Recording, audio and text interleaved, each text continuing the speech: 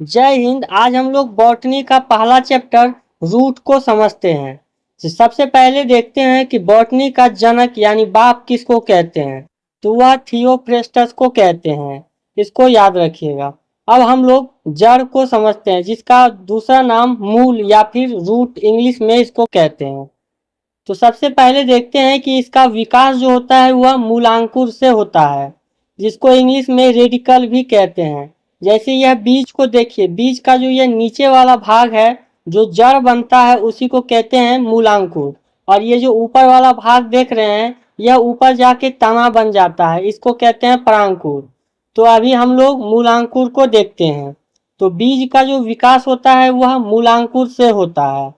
अब जियोट्रॉप इसका पॉजिटिव होता है। जियोट्रॉप का मतलब होता है क्या यह धरती के नीचे यानी जमीन के अंदर जाता है, तो उसमें होता है हाँ, तो इसीलिए इसको पॉजिटिव कहते हैं। अब फोटोट्रैप, फोटोट्रैप का मतलब होता है क्या यह प्रकाश की ओर जाता है, तो यह नहीं जाता है, तो इसीलिए यह निगेटिव होता है। देखिए बायोलॉजी में अगर हाँ है तो उसको पॉजिटिव कहते हैं, अगर नहीं है तो उसको निगेटिव कहते हैं।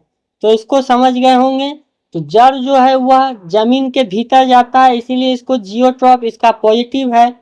और प्रकाश की ओर नहीं जाता है, इसीलिए फोटोट्रॉप इसका निगेटिव है। तो इसको समझ गए होंगे। अब जड़ का काम देखते हैं। तो जड़ का जो कार्य है वह यांत्रिक सहायता पहुंचाना है, यानी गाछ को खड़ा रखने का जड़ का मेन काम होता है। आप यह बीच वाला भाग देख सकते हैं, जड़ जो यह गाछ को खड़ा रखता है। लोग कहता है कि जड़ का काम जो होता है वह पानी का अवशोषण करने में होता है, लेकिन यह गलत है। जड़ का काम यानी मूल का काम जो है वह गाछ को यांत्रिक सहायता पहुंचाता है। अब पानी सोखने का काम आप देखते होंगे, जड़ में ऐसे साइड साइड से बाल के समान संरचना पाए जाते हैं, इसको कहते हैं रूट हेयर। यही जल को अवशोषण करता है। जड़ जो होता है वह यांत्रिक सहायता पहुंचाता है, लेकिन रूट हेयर जो है यह जल का अवशोषण करता है। आप कभी कभी बचपन में आम का छोटा सा का गाछ को अगर उखाड़िएगा तो देखिएगा यही रूट हेयर टूट जाता है, जिसके कारण आप उसको कितना भी लगाइए आप पानी दीजिए वह पानी सोख ही नहीं पाएगा। क्यों? क्योंकि उसका रूट हेयर जो होता है वह टूट जाता है। अब जड़ का जो निचला भाग है, कोना ऐसा निकला हुआ सबसे नीचे में, इसको कहते हैं रूट कैप। यह मिट्टी खोदने का काम करता है।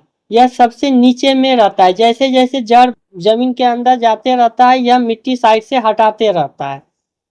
यह व्हाइट कलर का देखिएगा आप लोग। जड़ को अगर उखाड़िएगा तो उसका नीचे वाला भाग आपको व्हाइट कलर का दिखेगा, वही है रूट कैप। अब देखते हैं टाइप्स ऑफ रूट कितने प्रकार के होते हैं। तो देखिए जड़ जो होता है वह 5 प्रकार के होते हैं। तो एक एक करके हम लोग इसको समझते हैं। तो जड़ का पहला भाग जो होता है उसको टॉप रूट या मूसला जड़ भी कहते हैं। तो इसको प्राथमिक जड़ भी कहा जाता है। क्यों? क्योंकि यह लगभग 90 से 95% गाछ में यह जड़ पाया जाता है, इसीलिए इसको प्राथमिक जड़ भी कहते हैं। जैसे यह देखिए कोना निकला हुआ जो हचाक से अंदर गया है यही है मूसला जड़। एकदम कोना बना हुआ नीचे जमीन के अंदर जाता है। तो यह सभी गाछ वृक्ष में मूसला जड़ पाया जाता है। अब इसी को ज्यादा घना अगर कर दीजिएगा, जैसे बहुत बड़ा बड़ा गाछ वृक्ष जैसे बरगद का गाछ, पीपल का गाछ, तो ये सब का गाछ का जड़ जो होता है बहुत घना होता है। तो इसी को रेशेदार जड़ या फाइब्रस रूट भी कहते हैं। इसको ध्यान में रखिएगा। बहुत ज्यादा अगर घना हो जाता है तो उसी को फाइब्रस या फिर रेशेदार जड़ भी कहते हैं। तो जड़ का पहला कैटेगरी हो गया मूसला जड़। अब दूसरा कैटेगरी देखते हैं आरोही। तो आरोही जड़ जो होता है वह यह दीवार पे उठ उठ उठ के जाता है। जैसे इसको आप मनी प्लांट का पौधा देख सकते हैं। तो कैसे यह दीवार पे चढ़ जाता है और दीवार को पकड़ पकड़ के चढ़ने लगता है। तो इसका जड़ जो होता है इसको ऊपर उठने में इसको सहायता देता है। आप मनी प्लांट इसका उदाहरण देख सकते हैं। तीसरा जड़ देखते हैं परजीवी जड़। परजीवी इसको इसीलिए बोलते हैं क्योंकि दूसरे के ऊपर पे आश्रित रहता है, जीवित रहता है। जैसे आप यह अमरवेल का गाछ को देख सकते हैं। यह जो रेशा रेशा के समान जो आपको दिख रहा है यही इसका जड़ है। और ये क्या करता है, जिस गाछ के ऊपर पे यह फैला रहता है उसी गाछ का एनर्जी को यह खींचता है। इसीलिए इसको परजीवी कहते हैं कि दूसरे के ऊपर पे यह जीवित है। तो इसका उदाहरण हो गया अमरबेल। तीसरा जड़ हो तीसरा नहीं सॉरी चौथा होता है, उसको कहते हैं अधिपात। अधिपात इसका मतलब है दूसरे के ऊपर पे यह चढ़ा हुआ है, लेकिन उसका एनर्जी को यह या फिर उसका पानी या कोई भी चीज को वह जिसके ऊपर पे बैठा है उससे ये ले नहीं रहा है, सिर्फ उसके ऊपर पे यह बैठा हुआ है। लेकिन यह अपना भोजन जो होता है इसके बेलामेन ऊतक के द्वारा खुद ही बाहर से नमी को यह खींच लेता है, अब पानी उनी का कमी को यह पूरा कर लेता है। यह सिर्फ दूसरे के ऊपर पे बैठा रहता है, सहारा दिया रहता है। इसी को कहते हैं अधिपात जड़। इसको आप आर्किड का पौधा इसका उदाहरण देख सकते हैं। जैसे देखिए कैसे ये दूसरे पौधे के ऊपर पे यह चढ़ा हुआ है, तो अधिपात हो गया। अब जड़ का पांचवा कैटेगरी देखते हैं जो होता है अपस्थानिक जड़। अपस्थानिक जड़ यह भूमि के ऊपर पे पाया जाता है, भूमि के अंदर में यह नहीं होगा, इसीलिए इसको आप अस्थानिक कहते हैं क्योंकि यह भूमि के ऊपर पे पाया जाता है। तो यह दो प्रकार का जड़ होता है। देखिए अगर सीधे 90 डिग्री यह आया है तो वह हो गया क्या, स्तंभ मूल। अगर कोना निकला हुआ है तो वह हो गया अवस्तंभ मूल। 90 डिग्री पर जो झुका हुआ आप बरगद में देख सकते हैं, जो ज्यादा बड़ा वृक्ष रहता है, अगर सीधा खाली अगर नीचे जड़ रहेगा बहुत बड़ा वृक्ष होता है तो वह क्या होगा, गिर जाएगा, उसको सहायता उतना बढ़िया से नहीं मिल पाता है, मजबूती उसको उतना ढंग से नहीं मिल पाता है। तो इसीलिए इसको साइड से मजबूती देने के लिए स्तंभ मूल का जड़ रहता है, जो सीधे आप बरगद में देख सकते हैं कैसे ऊपर से जड़ आके जमीन के नीचे टच हो जाता है। तो उसी को कहते हैं स्तंभ मूल। बरगद पीपल इसका उदाहरण है। दूसरा अपस्थनिक का उदाहरण है अवस्तंभ मूल।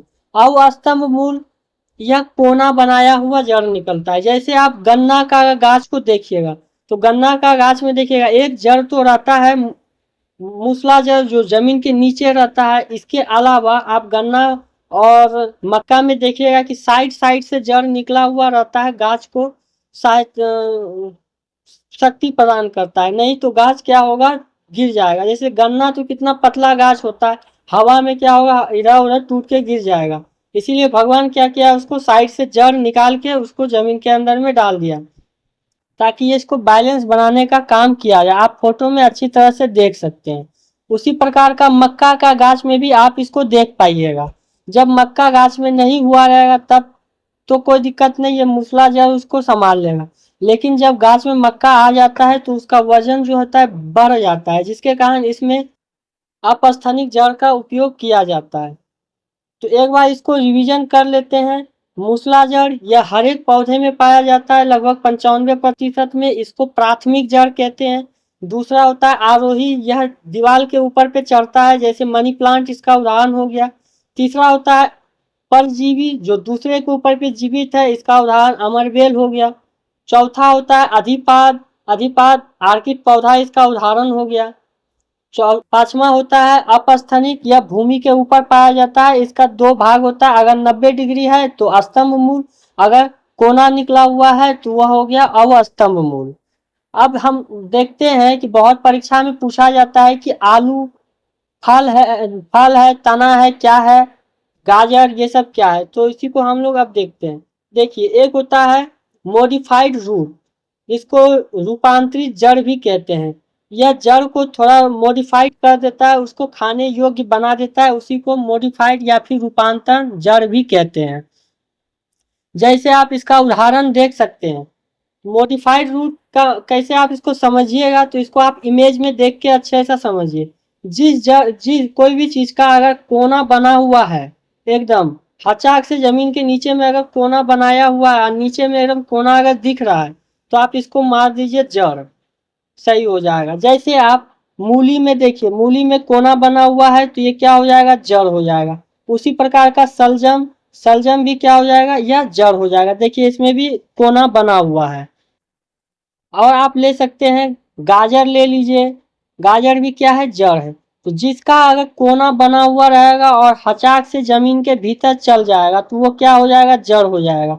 इसको ध्यान से समझिए, परीक्षा में यह बहुत बार पूछा जाता है। बोलता है कि गाजर क्या है, तना है या फिर जड़, आलू क्या है, तो आलू प्याज ये सब का जब तना बताएंगे तब आपको समझाएंगे। आज फिर आप जड़ के विषय में देख रहे हैं। तो जिसका अगर कोना बना हुआ है हचाक से जमीन के भीतर में चल गया तो वह क्या हो गया, जड़ हो गया। इसमें और कोई दूसरा चीज सोचिएगा ही नहीं कि क्या होगा। ये सिर्फ कोना देखिएगा, देखिएगा कि इसका कोना होता है तो हाँ तो यह जड़ है। आलू का कोना होता है, नहीं होता है, तो यह जड़ नहीं है। आई होप कि आप लोगों को यह वीडियो समझ में आ गया होगा। मिलते हैं अगले वीडियो में, तब तक जय हिंद।